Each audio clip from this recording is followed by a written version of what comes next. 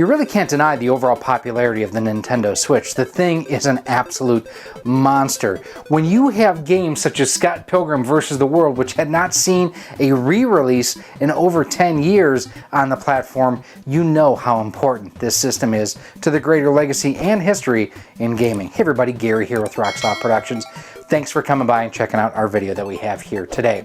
So the one thing about the Nintendo Switch, the standard version, not the Switch Lite, is the fact that it comes with a set of Joy-Cons that you can go ahead and play in handheld mode or go ahead and detach and using the Joy-Con grip.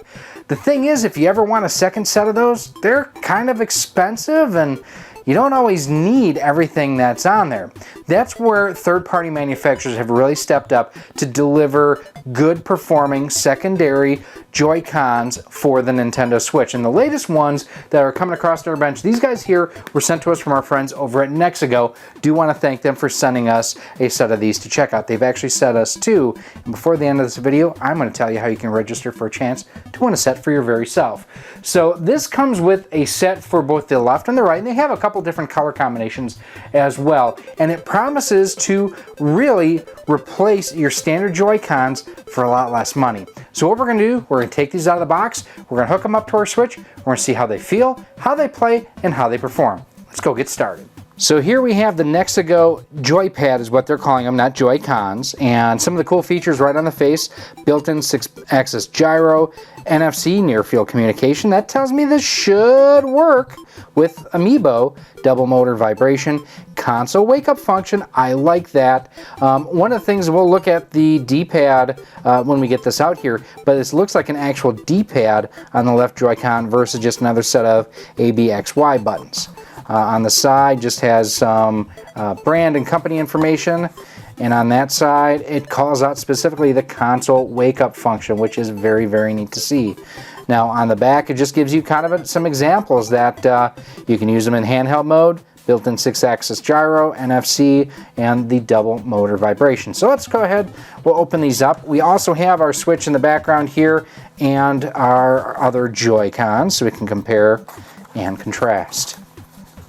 Now, I'm not sure if this actually has a grip that comes with it. We'll check and see if it fits the Joy-Con grip from Nintendo. So before we get to the Joy-Cons themselves, we've got, looks like some wrist straps maybe. Yep, pair of wrist straps, which is nice. I honestly don't use them, but it's nice to have them. And this is a USB cable with twin USB-C. So you can charge this independently, and very much inspired by Animal Crossing, I would say. They do feel larger and thicker. Actually, I like these a lot. These feel a lot nicer than the original Joy-Cons. So we'll look just at the left one to begin with. You know, definitely more of an up-down, left-right D-pad, and it feels like a true D-pad on here versus what, like here is the original Joy-Con, where you just have the up-down, left-right buttons. Definitely larger. Good feel to them. I like that. Good size to the SL and SR buttons. Yeah, overall, not too shabby. Your ZL and ZR on top. And then you have your release button on here to release it from the rail. I wonder if that's a turbo button. We'll look in that in a second. Looking at the right one. Now this is the one everybody hates to use, and it does feel like this is too far in, but it is better than stock. Yeah, not bad. I'm wondering what that guy right there is for. So let's take a look at the manual. Oh, one final thing too, I did want to show you, it does have the USB-C ports right on the bottom, and looking at it right now, I will tell you there is zero chance this is going to fit in here, and I would be correct because of the bulge on the back. So it will not work with the Joy-Con grip. So taking a look at the manual here, you've got the left 3D joystick, director key or direction key, the D-pad, Bluetooth code key. I wonder if you're going to pair it with something else. And let's see, Y button, X button, right, turbo key. Oh, it has a turbo key on each side, so that's pretty cool. Let us check out the pairing instructions. Let's see, on your NS console, it's the Nintendo Switch. Please enter system, controller, change grip order, and have it be in the pairing state. Hold the controller's Bluetooth code key on the left-hand side of the controller. So this is saying you actually have to push in the pairing button that's on the top right here. So let's power that up and we'll test that out. We'll move the original Joy-Cons aside. Now, some of you may also wonder, why is my Switch white? I actually have a video where I show how to do that. You can check that out. I will have it linked in the upper left-hand corner. Right-hand corner. Top right-hand corner of the screen. Yeah. Okay. So I will tell you, the rails feel kind of firm. Good balance in the hand, though. This feels pretty good in the hand. Home button does not work initially to turn it on. I may actually have to fire up my actual Joy-Con here. First to go home, controllers, change grip order. Now, let's see, can I just hit the L and R on here? I'm trying to block out the glare for you. No. So let's go ahead, we'll hold down the pairing key. So the left one's paired. The right one does not appear to have any juice to it, so let's hook it up to a charger real quick. So you've got the right one hooked up to a charger, which I'm a little disappointed that it wouldn't charge right off of the Joy-Con, but let's see now if I enter pairing mode. The LED is scrolling up and down. Now that one is paired.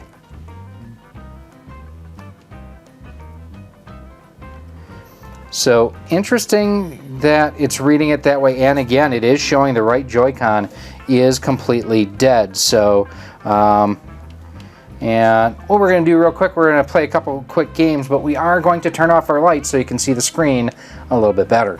Now, one thing I do want to check out real quick is we're going to go into system settings here and go down to Amiibo, register owner and nickname, and let's see, do we have Amiibo support? Yes, we do. So good to know that this does support Amiibo. So let's go on in here and we're going to just play a couple real quick games to kind of see the performance here. Let's check out Super Street Fighter, the 30th Anniversary Collection. Again, it's one I just always test out. It is a terrific test. Now, one thing that I am disappointed in is Con controllers do not charge off of the system. Looking at the way that the Joy-Con indicator is on the screen and everything, these are separately powered, so treat them as individual controllers, which means that you have to charge them using the included USB Type-C cables, which, I mean, not a fan of. I really want to be able to charge it right on my Switch. So try both the analog stick and the D-pad. Damn, that was nice.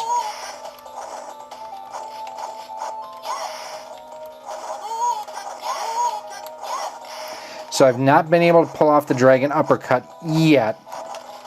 No! Chun-Li got me on that one, so now we'll try the D-pad and see what happens there. Got her! Seems like the D-pad rolls better.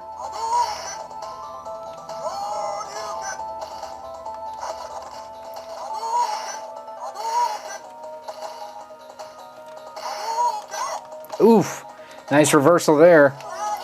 Wow. Yeah, having problems pulling off the side, well, basically Ryu's version of the spinning sidekick. Dragon Uppercut worked fine. Fireballs worked fine. Let's go to home. Let's try out the Super NES side. And one of the things I want to do, turbo, because that's one of those things that always just, it's nice to have to be able to test for like Star Fox and other shooters. So, turbo and B. And you can hear it's constantly fighting, so that's exactly what I wanted. Yeah, you can see hopefully there on screen that the turbo button is working just fine for the main blasters. I'm going to switch to the D-pad, just see if that's any better. Yeah, not really. I would probably stick with the analog sticks, I'll admit. Yeah, I'm not thrilled with the analog sticks. I'm not thrilled with the D-pad. I mean, they're okay, but I don't feel like they're quite as good as Nintendo's are. I mean, let me put it to you this way. The actual movement of the sticks and the D-pad, just fine. It is the responsiveness on screen to what I am inputting on the stick is not as good or precise as what the OEM Nintendo ones are. Yeah, overall, they're okay. The turbo works great. I'm going turbo. Could, if anything, be a little bit faster on the turbo.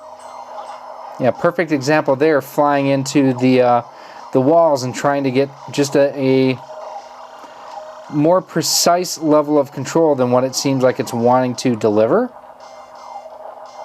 And quite honestly, I could be being overly picky about this.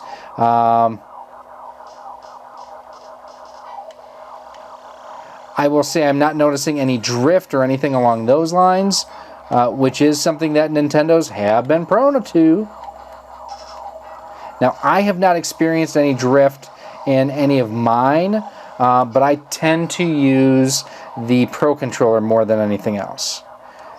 Okay, so let's go home. Now, if you look in the lower left-hand corner, you can see that it's showing two Joy-Cons detached.